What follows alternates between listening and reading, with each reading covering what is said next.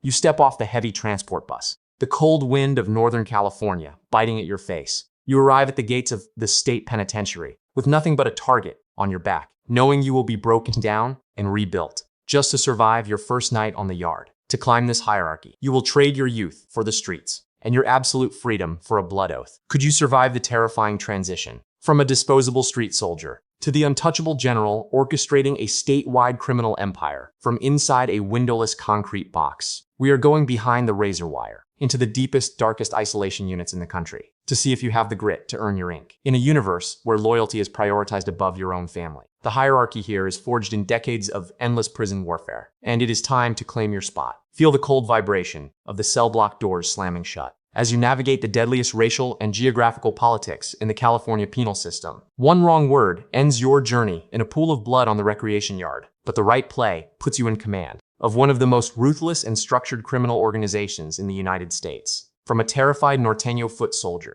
to a cold-blooded Nuestra Familia general, this is your life now. Level 1, the street soldier. You are 14 years old. You live in a sprawling, sun-baked neighborhood in Salinas, California. You are surrounded by agricultural fields and poverty. You don't have a future mapped out in textbooks or college applications. The future you see is standing on the street corners, wearing red. You are a norteño, a foot soldier. You don't belong to the inner circle yet. You are just the infantry. You wear red bandanas, known as red rags. You claim the number 14 because N is the 14th letter of the English alphabet. You walk with a swagger that masks the absolute terror of living in a war zone. The dividing line is completely invisible, but it is written in blood. Bakersfield, California. Everything north of that line belongs to you. Everything south belongs to the Sureños, the foot soldiers of the Mexican mafia. If you cross that line, if you wear the wrong color in the wrong zip code, you will die. Your job is simple. You stand on the corner. You move small packages of marijuana and methamphetamine for the older guys. You watch for the police. You fight the rival gang members who step onto your block. You don't make much money. You don't have any real power. You are essentially a disposable asset, a shield made of young flesh, designed to protect the older members from the criminal justice system. You don't understand the full structure yet.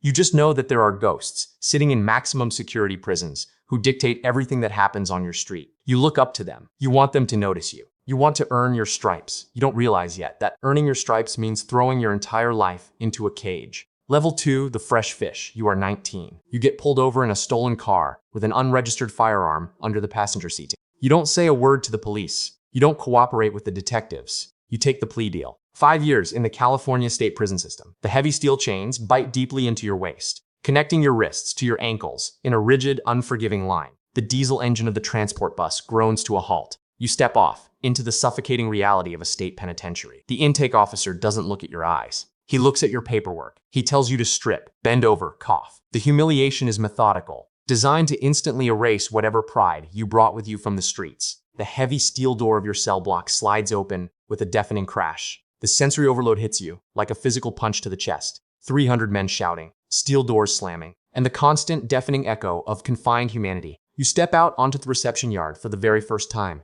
and you instantly feel dozens of pairs of cold eyes lock onto you. The prison is a lethal, highly segregated map. You cannot sit where you want. You cannot eat where you want. You cannot use the pull-up bars when you want. The yard is divided strictly by race and gang affiliation. You immediately gravitate toward the Northerners, the Chicanos from Northern California. You are accepted because you put in the work on the streets. But you are at the absolute bottom of the prison hierarchy. To survive your first month, you have to prove you aren't soft. An older inmate approaches you near the block entrance. He points to a mop and a bucket filled with filthy gray water. He tells you to scrub the communal showers. It is a deeply degrading, disgusting task. The showers are covered in grime, mold, and the rusted traces of last night's violence. Your ego screams at you to drop the mop and fight him. But your survival instinct violently overrides your pride. You scrub the concrete floor in absolute silence. You show them that you understand discipline. Level 3, the associate. You are 22. You have survived your first 3 years inside. You have lifted weights until your shoulders are massive. You have learned to speak in the quiet coded language of the yard. You are no longer fresh fish. You are a trusted associate of the Nuestra Familia. You are not a made member yet, but you do their bidding. You sit in the yard and the older men teach you the history. You are required to know the lore. They tell you about 1965, the correctional training facility in Soledad. They tell you how the Chicanos from the rural farming areas of Northern California were being abused and exploited.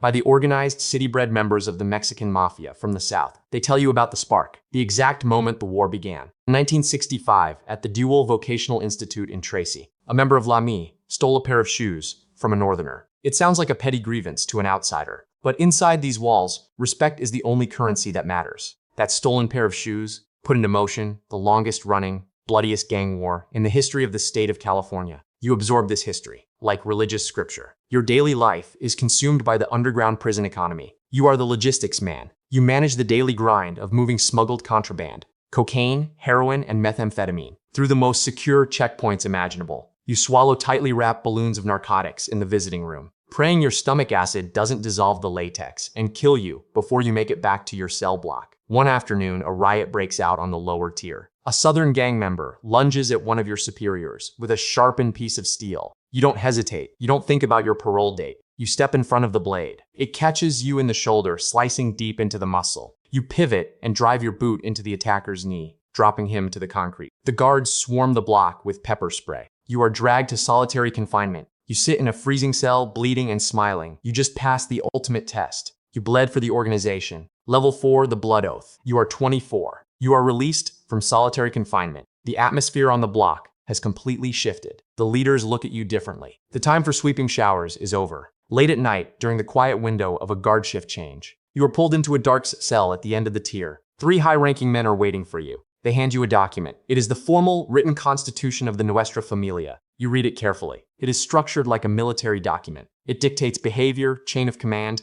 and rules of engagement. The highest-ranking man in the room looks you directly in the eyes. He tells you the most important rule. No member shall ever prioritize women, money, or drugs over their membership in the gang. The Familia is absolute. The Familia is your only true God now. You are asked if you are ready. You say yes. They prick your finger and you swear a blood oath. Blood in, blood out. You join an incredibly exclusive group. While there are thousands of Norteño foot soldiers on the streets, there are only approximately 250 fully made members of the Nuestra Familia. You are now one of them. A man holding a crude homemade tattoo machine steps forward. Built from a stripped cassette player motor and a sharpened guitar string, you sit on the metal toilet. The needle bites deep into your back. For 3 excruciating hours, it drags across your skin. When it is finished, you look in the scratched metal mirror. The crude black ink marks your permanent induction. The image of a sombrero with a machete running through it. You are no longer an independent inmate. You have signed away your free will for the rest of your natural life. Level 5, the regiment commander. You are 28. Your sentence is up. You are paroled. You walk out of the prison gates, wearing civilian clothes for the first time in nearly a decade. But you are not free. The gang extends far beyond the prison walls. You are given a new assignment. You are a regiment commander. You run the streets now. You are deployed to a city on the Central Coast, Salinas or maybe San Jose.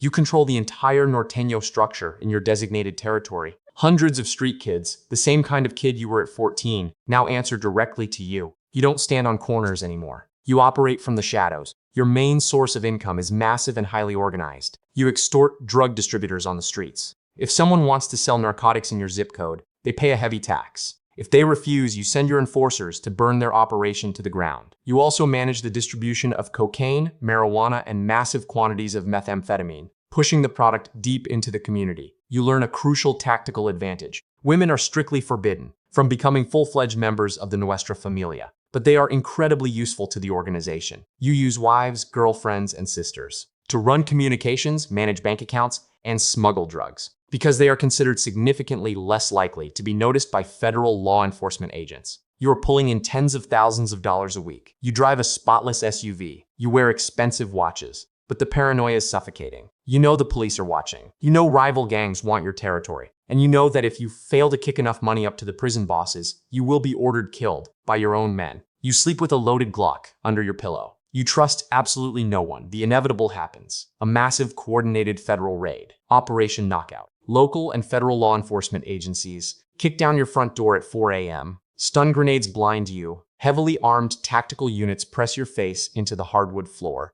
They seize 40 pounds of cocaine, 14 pounds of marijuana, and dozens of firearms from your stash houses. 37 members of your network are arrested in a single morning. Your time on the outside is over. Level 6, the category commander. You are 34. You are convicted under the Racketeer Influenced and Corrupt Organizations Act, the RICO Act. You are sentenced to 30 years. You are sent back into the California prison system. But you do not return as a foot soldier. You return as a category commander. a captain. You run an entire prison yard. You are the absolute authority for every Norteño and Nuestra Familia member inside the facility. Your word carries infinitely more weight than your fists. You sit at a specific designated table in the center of the yard, surrounded by heavily muscled soldiers who watch every single angle for you. The prison is a high-stakes chessboard. You negotiate truces and orchestrate wars against the Aryan Brotherhood, the Fresno Bulldogs, and the Sureños. You manage the internal economy. The drug trade inside the walls is even more lucrative than on the outside. A gram of heroin that costs $50 on the street sells for $500 inside. You control the flow, but your primary job is maintaining absolute discipline. You oversee internal courts. When a member violates the Constitution, when someone skims money or shows cowardice, they are brought before you. You sit in a cold cell and listen to the evidence. The punishment is rarely a beating. The punishment is usually a removal order. You write a tiny note on a scrap of paper the size of a postage stamp. You roll it up tight and have it smuggled across the tiers. The note simply says green light. 3 days later, the offending member is stabbed 27 times in the shower block. You don't feel a single trace of guilt. You are preserving the integrity of the machine. You have traded your human empathy for operational efficiency, and you are incredibly good at it. Level 7, the General. You are 45. You have reached the absolute pinnacle of the organization. You are one of the generals, the supreme leadership. You are transferred to Pelican Bay State Prison, located in the dense, isolated forests of Del Norte County near the Oregon border. This is where the true power resides. You are placed in the SHU, the Security Housing Unit, a prison within a prison, designed specifically for the most dangerous gang leaders in the state. You are kept in a windowless concrete box for 22.5 hours a day. Your food is slid through a narrow slot in the solid steel door. You have no human contact. You do not see the sky. The silence is so profound it actually rings in your ears. Yet, from this concrete tomb, you wield unimaginable power. You, and the handful of other generals, dictate the actions of thousands of men across California. You communicate through microscopic writing on tiny pieces of paper called kites, hidden in the binding of legal mail or swallowed and passed through the digestive tracts of transferred inmates. You order murders on the streets of San Jose. You authorize massive drug shipments across the Mexican border. You rewrite the constitution of the gang itself. You are treated like a deity by the men below you. But the isolation is actively destroying your mind. You command an empire, but you cannot walk to a refrigerator to get a glass of cold water. You have sacrificed everything, your youth, your family, your physical freedom, for a crown that you wear in absolute darkness. You are a king of a massive graveyard. Level 8, the target. You are 52. The power structure is shifting. Federal law enforcement agencies, long unable to infiltrate the Nuestra Familia, have spent years building a massive, classified case. They have flipped informants. They have intercepted your kites. They have recorded conversations through hidden devices in the visiting rooms. The hammer falls. Operation Black Widow, the largest federal investigation into a prison gang in history. The indictments are unsealed. You and 21 other high-ranking members are charged with massive RICO violations. Law enforcement officials estimate that your organization is responsible for at least 600 murders in the previous 30 years. You sit in a federal courtroom shackled to the floor. You watch as former brothers, men who swore the same blood oath as you, take the witness stand. They point at you. They translate your codes for the jury. They detail the murders you ordered. The betrayal hits you with a sickening, hollow thud. The Constitution, the Brotherhood, it was all an illusion, held together only by fear and the promise of money. When the fear of the federal government became greater, the Brotherhood completely dissolved. 13 of the defendants plead guilty. Some face the death penalty. You are convicted on all counts. The state of California realizes that keeping you in Pelican Bay is no longer enough. Even from the SHU, your influence is too toxic. The federal government intervenes. You are about to be erased. Level 9, the Exile. You are 58 years old. You, along with the other highest-ranking leaders of the Nuestra Familia, men whose names used to command absolute terror on the streets, are loaded onto a federal transport plane in the dead of night. You are heavily sedated and chained so tightly you can barely breathe. You land in the freezing cold of the Rocky Mountains. You are transferred to the United States Penitentiary, ADX Florence in Colorado, the federal Supermax, the Alcatraz of the Rockies, the most secure, restrictive prison on the face of the earth. You are stripped and placed in a soundproof, subterranean cell. The bed is a poured concrete slab. The desk is poured concrete. The window is a 4-inch slit, pointing straight up at the sky, designed specifically so you cannot determine your exact location in the facility. There is no yard. There is no communication. There are no kites. The federal guards do not speak to you. They do not look at you. You are cut off completely and permanently from the outside world. The isolation is mathematical. It is weaponized, designed to systematically dismantle your sanity. The leadership vacuum you left behind in California causes immediate bloody turmoil. Prospective generals fight for your empty throne. Men die in the yards of Pelican Bay, trying to claim the power you lost. But you don't know any of that. because the news never reaches your cell. You sit on the edge of your concrete bed. Your hair is gray. Your body aches permanently from decades of sleeping on steel and stone. You stare at the blank white wall. You have nothing left but your memories, the murders, the money, the endless, suffocating paranoia. You realize the devastating, ultimate truth of the life you chose. You traded your entire existence to become a general in an invisible war, and your only reward is to be buried alive and thousands of miles away on a sun-baked street corner in Salinas, California. A 14-year-old kid is standing with a red bandana in his pocket. He is hungry for respect. He is watching the older guys, dreaming of the day he can earn his ink. He has absolutely no idea about the concrete box in Colorado. He has no idea about the blood, the betrayal, or the crushing isolation. He just wants the power. He wants to matter. You arrived at the gates with nothing but a target on your back, scrubbing blood off the concrete just to survive the night. That was you. Now it is him. You lie back on the concrete slab and close your eyes in the absolute deafening silence. The machine never stops. The cycle never, ever ends.